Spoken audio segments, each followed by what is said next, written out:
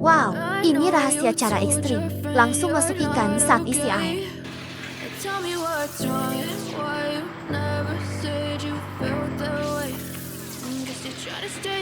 Lanjut masuk ikan testing dulu. Di sini ulun menggunakan pacu.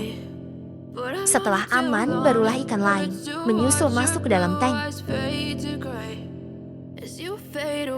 Lanjut tambahkan kembali sesuai aturan, pakai main stabilizernya. Tujuannya ikan masuk sambil isi air adalah agar ikan cepat beradaptasi. Namun dengan catatan sumber air aman.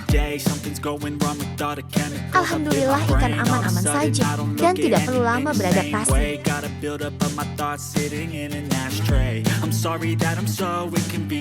Video lengkap prosesnya bisa pian tonton di beranda video ulun.